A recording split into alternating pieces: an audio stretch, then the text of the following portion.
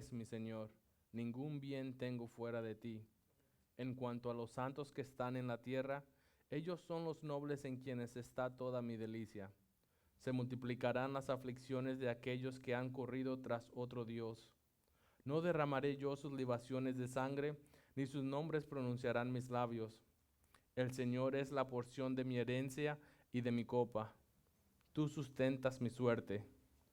Las cuerdas cayeron para mí en lugares agradables. En verdad mi herencia es hermosa para ti. Bendeciré al Señor que me aconseja. En verdad en las noches mi corazón me instruye. Al Señor he puesto continuamente delante de mí, porque está a mi diestra, permaneceré firme. Por tanto, mi corazón se alegra y mi alma se regocija. También mi carne morará segura, pues tú no abandonarás mi alma en el Seol, ni permitirás que a tu santo ver corrupción. Me darás a conocer la senda de la vida.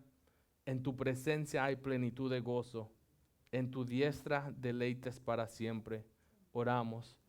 Dios Padre bueno y misericordioso, glorifícate, Señor. Trae gloria a tu nombre a través de la predicación. Te pedimos que prepares nuestros corazones, que abras nuestro entendimiento, que el Espíritu Santo traiga convicción a nuestras vidas. Te pido, Señor, que yo disminuya para que tú crezcas, que dirijas cada palabra, cada pensamiento que sale de mi boca. En nombre de Jesús, a ti sea la gloria. Amén y amén. Puede tomar asientos, hermano.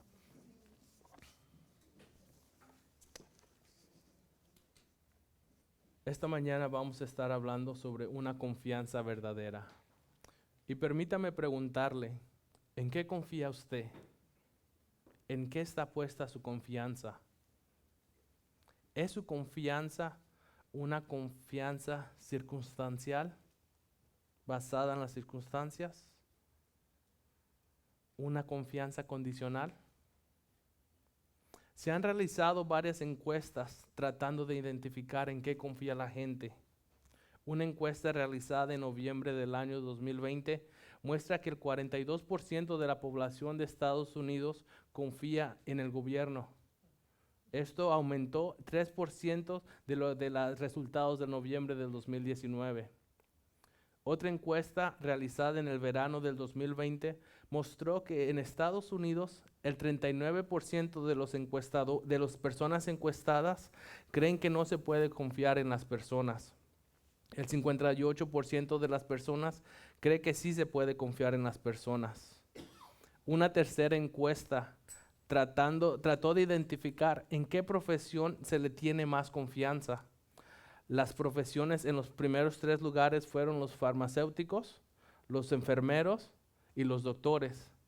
Las profesiones en los últimos lugares fueron los ejecutivos de publicidad y los políticos. Si ponemos atención en estas encuestas, revelan una confianza condicional. La confianza es la respuesta a circunstancias de la vida. Una confianza que depende de las circunstancias. A diferencia de una confianza circunstancial, esta mañana veremos un tipo de confianza que no es circunstancial. Esta mañana veremos una confianza verdadera como el resultado de un conocimiento verdadero ligada a una esperanza verdadera. El tema de esta mañana es una confianza verdadera. Antes de adentrarnos en nuestro texto, ¿qué son los salmos? Los salmos, el título del libro hebreo significa alabanza, debido a que fue escrito para adoración pública y privada. En esta mañana nuestra alabanza, nuestra confianza está centrada en el Mesías. La evidencia que encontramos en las Escrituras atribuye este salmo a un salmo de David. Es atribuido en Salmo de David, como vamos a ver más adelante en el libro de los Hechos. Este salmo expresa confianza en el Señor y presenta numerosas perspectivas acerca de lo que es la confianza. Esta mañana vamos a ver varios aspectos sobre la confianza. Vamos a ver que la confianza es depender del Señor. La confianza es devoción al Señor. La confianza es deleitarse en el Señor. La confianza es aprender del Señor. Y la confianza es regocijarse en el Señor. Eso es lo que vamos a estar viendo esta mañana para ver cómo luce una confianza verdadera. Vayamos a los primeros dos versículos de nuestro texto, al versículos 1 y 2. Protégeme, oh Dios, pues en ti me refugio. Yo dije al Señor, tú eres mi Señor, ningún bien tengo fuera de ti. La manera en que inicia este salmo, la palabra protégeme, implica una situación de peligro. No sabemos exactamente la naturaleza del peligro, no se sabe exactamente cuál es la situación de peligro en la que David se encontraba, pero sí sabemos dónde está puesta la confianza de David. David ha depositado su confianza en Dios. Él dice, oh Dios, pues en ti me refugio. Él depende de Dios para que Dios sea su refugio, su protección. El segundo versículo comienza a expresar las razones por las cuales David puede confiar en el Señor.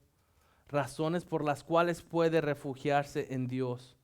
Yo dije al Señor, tú eres mi Señor, ningún bien tengo fuera de ti. Un aspecto para resaltar es el término empleado por David. Aquí el término que David usa para Señor es Adonai. Dios se había revelado al pueblo como el único Dios de Israel y él había dado el nombre Jehová. Sin embargo, aquí David está reconociéndolo como el Señor Adonai.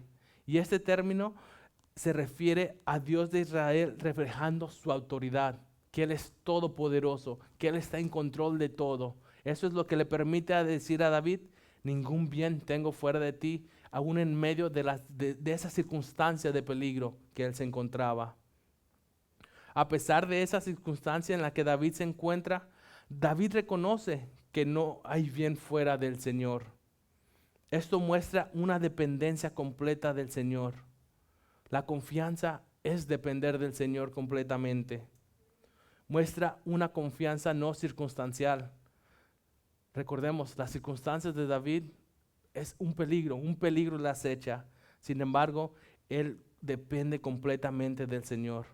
Podemos ver una confianza que produce seguridad. Recordemos, David está pasando una situación adversa que incluso él teme por su vida. Protégeme, oh Dios. Pero en medio de esas circunstancias David dice, ningún bien tengo fuera de ti. Ningún bien tengo fuera de ti. Después de reconocer el señorío de Dios, David reconoce que la bondad divina, el favor de Dios, la protección de Dios es mayor que cualquier bien material que podamos tener. Si tenemos el favor de Dios, si podemos experimentar la gracia de Dios, es más que suficiente. Fueron las palabras que Pablo recibió. Bástate mi gracia. En esta frase, ningún bien tengo fuera de ti, es una muestra de una total dependencia. ¿Y usted? ¿En quién confía?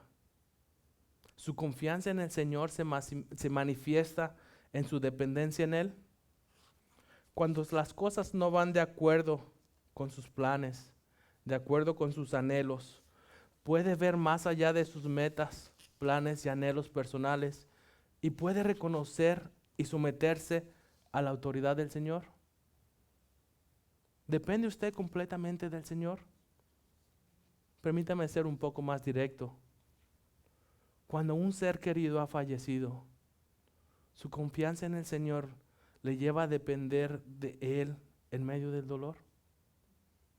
Cuando su matrimonio se derrumba, su confianza en el Señor le lleva a depender de Él en medio del dolor y la incertidumbre. Cuando pierde su empleo, su confianza en el Señor le lleva a depender de Él y poder decir, ningún bien tengo fuera de ti.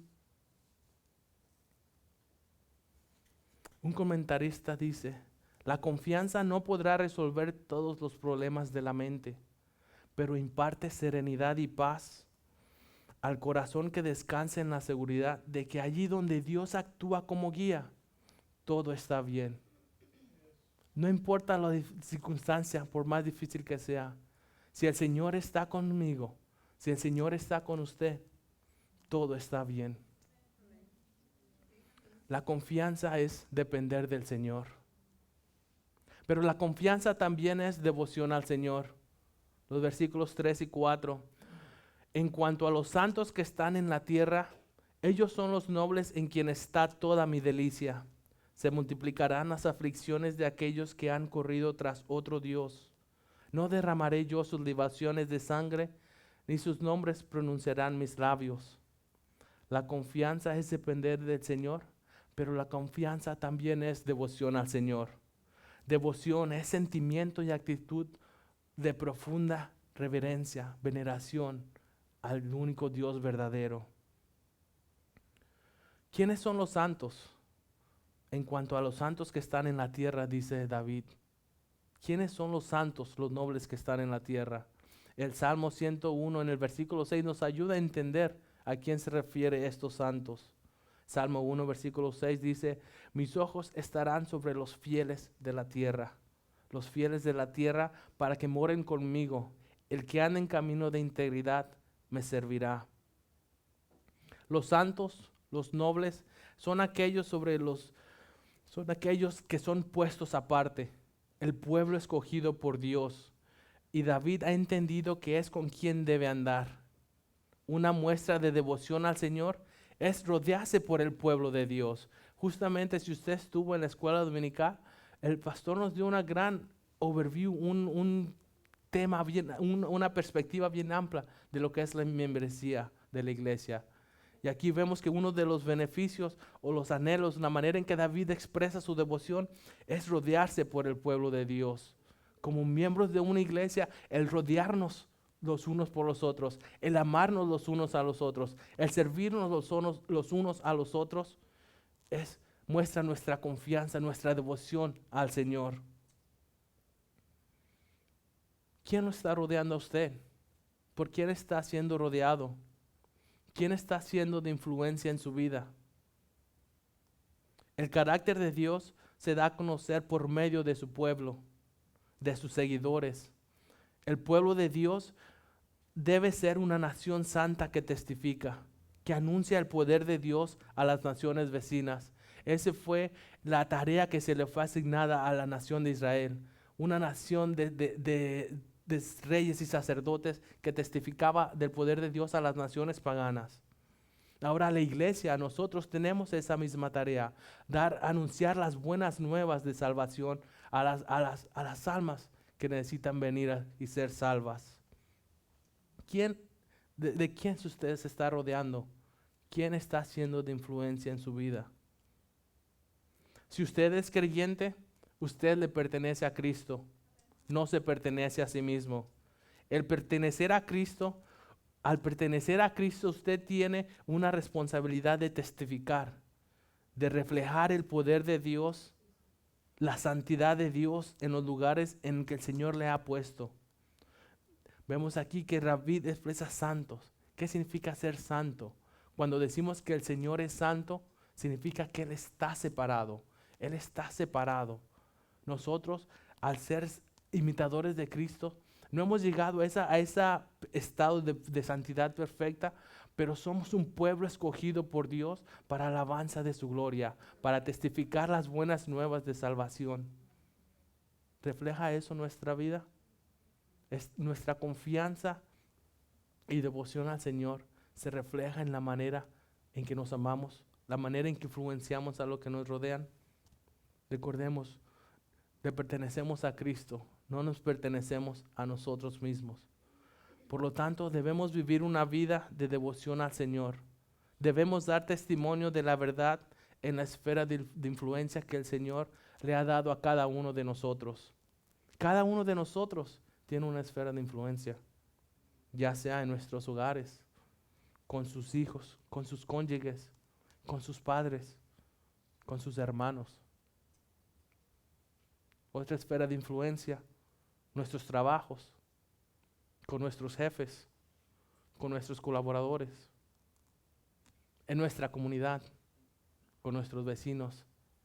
Las almas se están perdiendo y necesitamos compartir de nuestra esperanza, nuestra confianza verdadera, que es Cristo. Entonces, ¿Quién está siendo de influencia en tu vida? ¿A quién está influenciando usted con su vida, con su confianza y devoción al Señor? En el versículo 4 encontramos una advertencia para quienes buscan refugio fuera de Dios y confían en otro Dios. Dice, se multiplicarán las aflicciones de aquellos que han corrido tras otro Dios.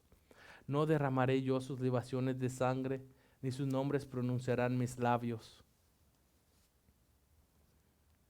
La devoción y la adoración verdadera a Dios son de carácter exclusivo. Solo Dios merece la adoración. Solo Él es digno de toda alabanza. Solo Dios es digno de ser exaltado. Solo Él es digno de ser adorado y alabado. Y aquí vemos una advertencia para quienes lo rechazan y buscan un refugio fuera de Dios. ¿Cuál es esta advertencia? Que se multiplicarán las aflicciones. Y esto es un eco. El mensaje de la Biblia es una historia, no ha cambiado. Esto, se multiplicarán a las aflicciones, es un eco a Génesis 3.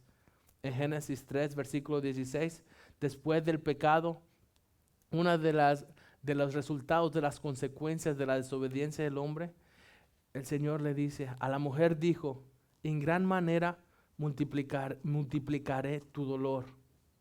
Se multiplicarán tus aflicciones en el parto. Con dolor darás a luz los hijos, y con todo tu deseo será para tu marido, y él tendrá dominio para ti. Vemos que el pecado es serio, el pecado es grave y tiene consecuencias serias. Se multiplicarán las aflicciones. El pecado tiene consecuencias graves y es que provoca la ira de Dios. En este pasaje vemos que la idolatría resulta en aflicciones mayores. Para quienes han ido en busca de otro Dios, sus aflicciones serán multiplicadas. El peligro de adorar a otros dioses estuvo siempre presente en Israel. Y esto vemos que esto fue, tristemente es la historia de Israel. Conquistaban pueblos y eran contaminados por la idolatría de esos pueblos. Y vez tras vez fueron en busca de otros dioses. Y a consecuencia de esa rebelión, recibieron su castigo. Castigo que se miraba en manera de conquistas, de ser derrotados en batalla, de ser esclavizados. Vemos que el adorar a dioses estuvo siempre presente en Israel.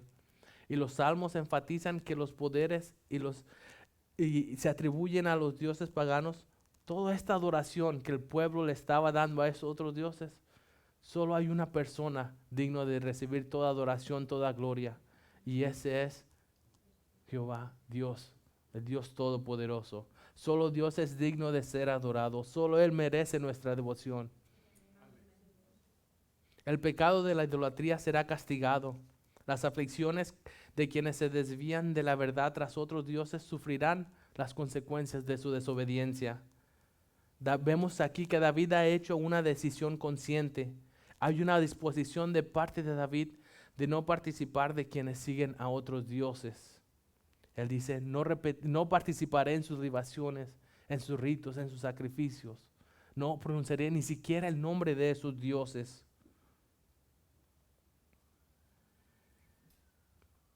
La pregunta que le quiero hacer esta mañana, ¿está usted siguiendo a otros dioses? ¿Al Dios del trabajo? ¿Al Dios del dinero? ¿Al Dios de una buena reputación? ¿A qué Dios está sirviendo? ¿Ha hecho un Dios de los deportes, del dinero, de una carrera, de una profesión? Recordemos, solo Dios es digno de ser adorado y alabado. La confianza es devoción al Señor. Solo Dios es digno de ser adorado y alabado. La confianza es devoción al Señor. La confianza es dependencia al Señor. La confianza es devoción al Señor. Pero la confianza también es un deleite en el Señor. Es deleitarse en el Señor. Los versículos 5 y 6 vemos cómo esto es una realidad en David. El salmista dice, el Señor es la porción de mi herencia y de mi copa. Tú sustentas mi suerte. Las cuerdas cayeron para mí en lugares agradables. En verdad, mi herencia es hermosa para mí.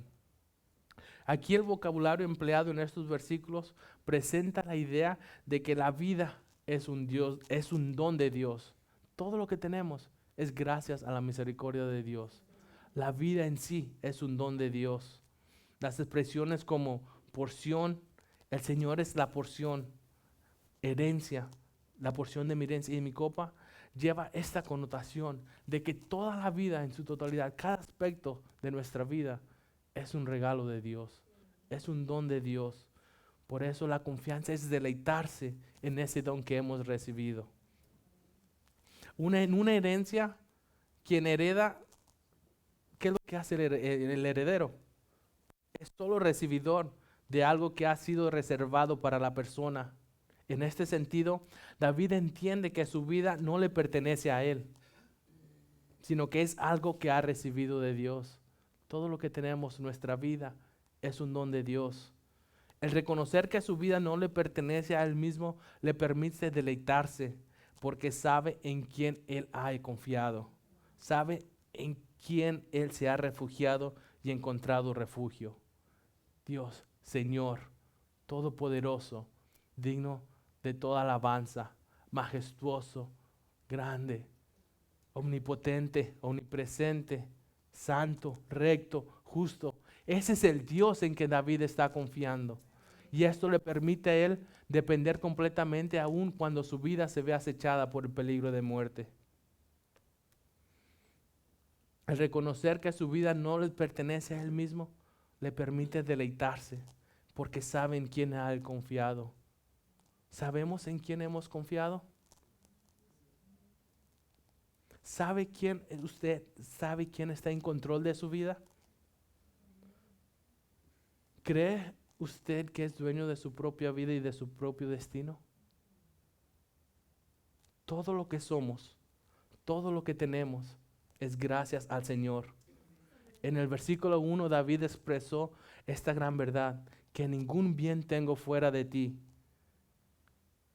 Esto lo dice aún cuando su vida está en peligro. David en esta instancia, él no tenía la revelación completa, pero sin embargo él pudo decir, el Señor es la porción de mi herencia y de mi copa, tú sustentas mi suerte. Nosotros somos privilegiados y muy bendecidos. Tenemos la revelación completa de Dios en su palabra. La porción y la herencia de la que David habla es la vida eterna de gozo a la diestra de Dios en los cielos. Tenemos la herencia de la que habla David, la vida eterna de gozo a la diestra de Dios en los cielos. Esa es nuestra esperanza. Esta herencia ahora está reservada para quienes han venido al Señor en arrepentimiento y fe. La creación perfecta de Dios se corrompió a causa de la desobediencia del hombre. Esta desobediencia es pecado. Y el pecado nos separa de Dios y provoca la ira de Dios. No hay nada que la humanidad pudiera hacer por su cuenta para saldar la deuda para con Dios. Es solo a través de la encarnación, de la vida, muerte y resurrección de Cristo que podemos ser reconciliados con Dios. Es por eso que ahora vivimos a la espera de su regreso, para así llegar a la vida eterna de gozo a la diestra de Dios en los cielos. Arrepiéntete de tu pecado. Pon tu fe en Cristo, nuestro Salvador. Cuando David dice, en verdad mi herencia es hermosa para mí, él ha entendido que la porción de la herencia que ha recibido de Dios es Dios mismo. Él tiene la presencia del Señor. Su vida es el resultado de la misericordia divina. Y esto le produce un sentido de seguridad y esperanza que le permite deleitarse plenamente, aun cuando las circunstancias que le rodean no son tan favorables. No sé cuál es tu situación esta mañana. No sé a cuál circunstancia difícil estés pasando. Pero la misericordia de Dios, su gracia, su presencia divina por medio del Espíritu Santo en nuestras vidas, debe ser más que suficiente para encontrar, confiar y deleitarnos en el Señor. No te estoy hablando de bienes materiales o una prosperidad material. Aun si no tenemos nada, si tenemos a Cristo, lo tenemos todo. Tenemos una esperanza eterna. Nuestra confianza es deleitarse en el Señor. Vimos que la confianza es depender en el Señor, es devoción al Señor, es un deleite en el Señor, pero también es aprender del Señor. En el versículo 7 vemos que dice, bendeciré al Señor que me aconseja. En verdad, en las noches mi corazón me instruye. La palabra bendeciré significa hablar bien de alguien. Entonces, cuando David dice bendeciré, él dice bendecir al Señor es alabarlo en respuestas por las bendiciones que Dios ha concebido. El hecho de que estemos aquí presentes debe llevarnos a alabar, a bendecir el nombre, a dar gracias de que no merecemos estar aquí sentados, pero por su gracia y misericordia le plació alcanzarnos y sacarnos de la esclavitud del pecado para tener un gozo pleno en su presencia. En el versículo 2, David dijo, ningún bien tengo fuera de ti. Las bendiciones que Dios ha concebido a David, el bien que Dios le ha concebido a David es su consejo e instrucción. La confianza es aprender del Señor. David puede aprender del Señor debido a que dice que Él es quien me aconseja. En las noches mi corazón me instruye. Un aspecto para resaltar es que la alabanza de David, el hecho que él dice, bendeciré al Señor, es la respuesta a una iniciativa divina de parte de Dios, de aconsejarlo a instruirlo. El Señor lo aconseja, Él lo instruye, y David responde en adoración y alabanza. Aquí no estamos hablando de ningún bien material, de ningún método para salvarse de la situación, sino que él tiene el consejo en la instrucción del Señor. Y para David eso es más que suficiente para bendecir, para alabar, exaltar el nombre del Señor. Cuando esperamos bendiciones del Señor, ¿qué es lo que estamos pidiendo? ¿Pedimos por su consejo, por su instrucción? ¿O seguimos enfocados en este mundo y las cosas terrenales, materiales? Todo lo que estemos aquí, todo lo material desaparecerá. Todo se quedará aquí. Pero la esperanza que tenemos, una vida eterna en presencia del Dios Santo Todopoderoso, no tiene comparación. Aquí vemos que el Señor dice, que David dice, en las noches mi corazón me instruye. La traducción literal para la palabra corazón es riñones. En el pensamiento hebreo, riñones, al igual que corazón, representa la esencia del ser de la persona, todo su ser. Entonces, el consejo y la instrucción del Señor tiene un efecto en el ser completo de la persona de David. La instrucción y el consejo del Señor debe afectar cada área de nuestras vidas. La manera en que yo desarrollo mis labores laborales, la manera en que yo trato a mi esposa, la manera en que yo amo a mis hermanos, la manera en que yo sirvo a mis hermanos. El consejo y la instrucción de Dios afecta cada área de nuestras vidas. La manera en que interactuamos con nuestra comunidad, la manera en que reaccionamos en momentos de aflicción, en circunstancias difíciles. La manera en que Dios nos aconseja, instruye ahora es por medio de su palabra, y por el Espíritu Santo. La confianza es aprender del Señor. Conozcámosle de acuerdo a cómo Él ya se ha revelado, cómo Él ya se ha dado a conocer en su palabra. ¿Cuál es nuestra reacción cuando el Señor nos concede entender las verdades eternas contenidas en su palabra? ¿Produce esto una adoración? ¿O produce una alabanza, un agradecimiento y confianza? ¿O reaccionamos con aires de grandeza y orgullo por ese conocimiento que hemos adquirido? Pidamos al Señor que examine nuestros corazones, que limpie nuestros corazones. Así que, hermanos, una confianza verdadera es el resultado de un conocimiento verdadero ligada a una esperanza verdadera. Una confianza verdadera es el resultado de un conocimiento verdadero ligada a una esperanza verdadera. ¿Cuál es esa esperanza? La confianza es regocijarse en el Señor, pero no ciegamente, sino nos regocijamos en el Señor porque tenemos una esperanza. Y eso es lo que veremos en los últimos versículos de este salmo, versículos del 8 al 11. Al Señor he puesto continuamente delante de mí, porque está a mi diestra, permaneceré firme. Por tanto, mi corazón se alegra y mi alma se regocija. También mi carne morará segura, pues tú no abandonarás mi alma en el Seol, ni permitirás a tu santo ver corrupción. Me darás a conocer la senda de la vida. En tu presencia hay plenitud de gozo. En tu diestra deleites para siempre.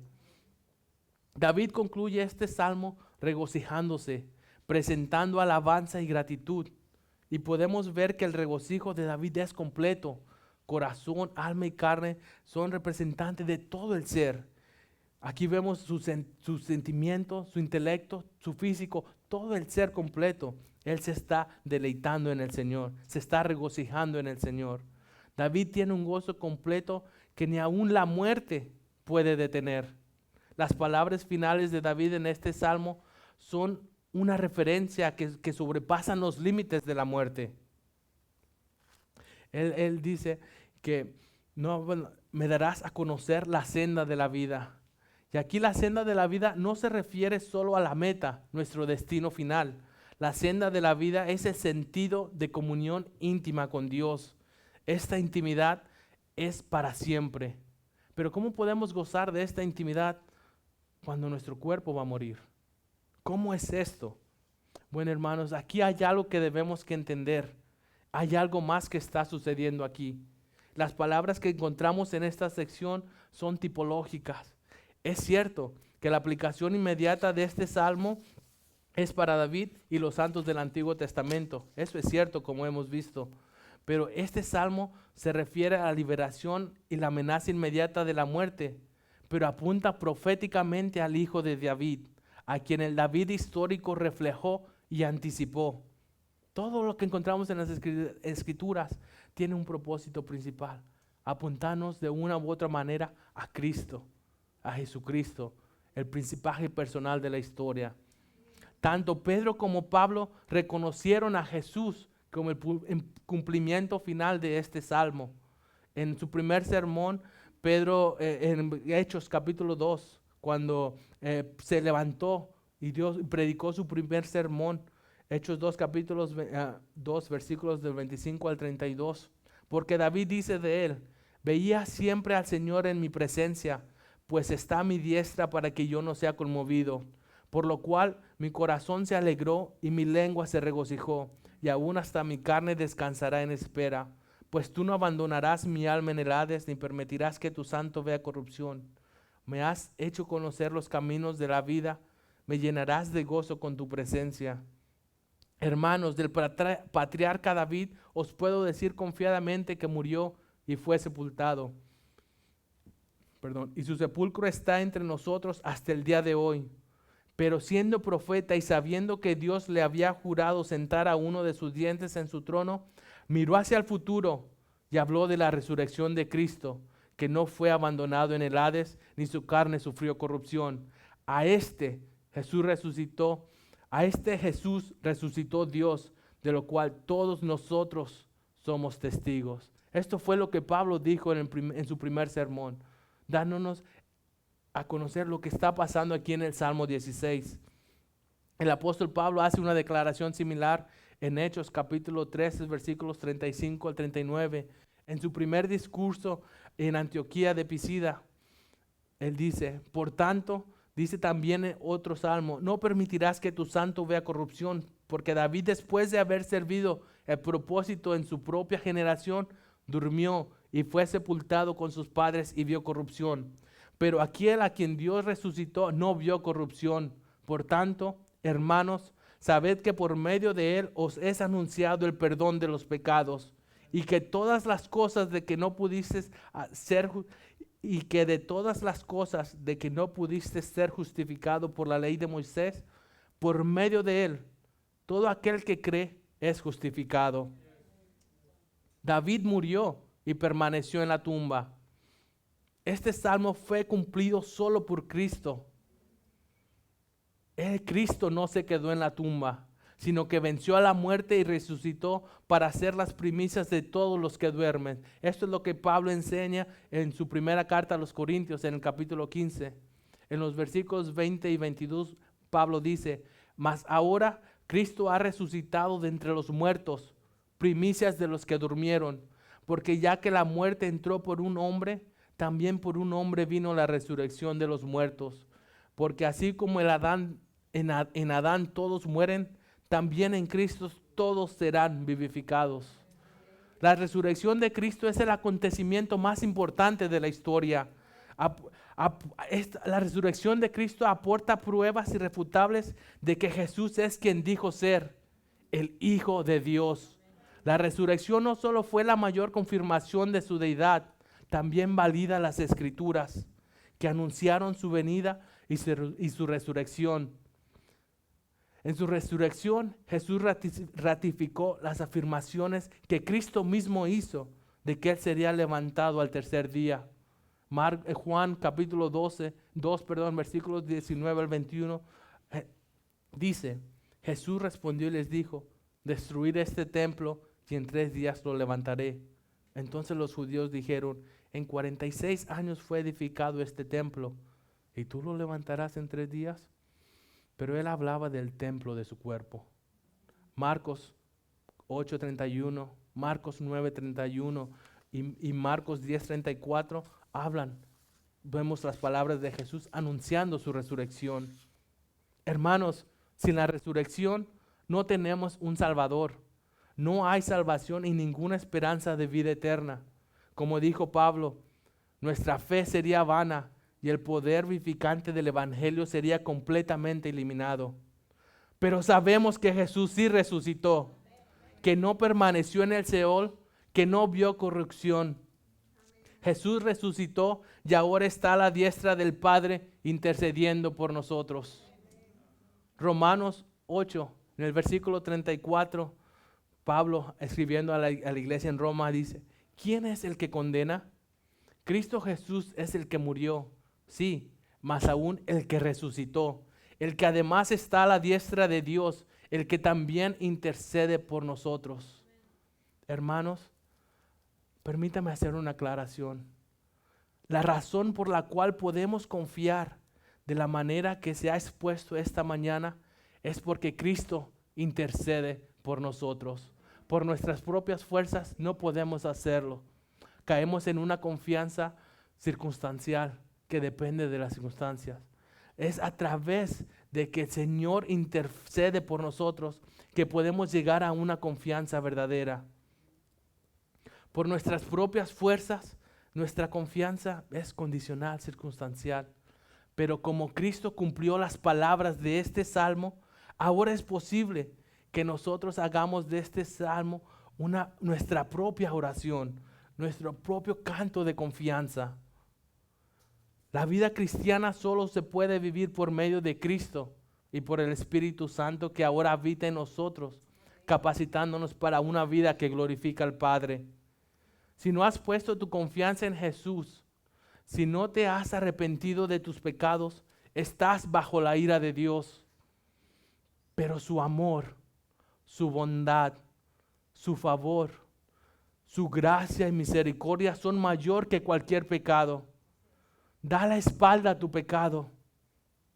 Cree que Jesús es el Hijo de Dios, que ha resucitado y que ahora está a la diestra del Padre intercediendo por sus santos. Y un día regresará por los suyos para pasar la eternidad en su presencia. Esa es nuestra esperanza y nos regocijamos porque estaremos con Él por la eternidad. La confianza es regocijarse en el Señor porque tenemos una esperanza verdadera. La confianza es regocijarse en el Señor, no por nuestras propias fuerzas, no por nuestra propia elocuencia, no por algo que podamos hacer, sino por lo que Él hizo, por la esperanza que tenemos en Él, por la esperanza verdadera que tenemos en Él, porque Él prometió que regresará por su iglesia. La confianza es regocijarse en el Señor, porque tenemos una esperanza verdadera. Hermanos, como conclusión, nuestra confianza no puede separarse de nuestra esperanza. Nuestra confianza no puede separarse de nuestra esperanza. La pregunta es, ¿qué vamos a hacer con nuestra esperanza? Tenemos una urgencia de compartir nuestra confianza y esperanza con las personas que nos rodean. Les exhorto a que compartamos el mensaje por el cual estamos eternamente agradecidos. El mensaje por el cual nunca vamos a cesar de dar gracias. Compartamos el mensaje del Evangelio, la encarnación, la vida, muerte y resurrección de Cristo. Descansemos en el decreto del Señor y pongamos nuestra confianza en el Rey de Reyes. Vivamos una vida de adoración y exaltación que testifique que nuestra confianza verdadera está puesto en el único Dios verdadero. Termino con una cita de Charles Spurgeon. Él dice: mi esperanza vive, pero no porque sea pecador, sino porque soy un pecador por quien Cristo murió. Mi confianza no está en que yo sea santo, sino en que, siendo impío, Él es mi justicia. Mi fe no descansa en lo que yo soy o seré, o lo que siente o sé, sino en lo que Cristo es, lo que Cristo hizo y lo que Cristo está haciendo ahora por mí. Oremos.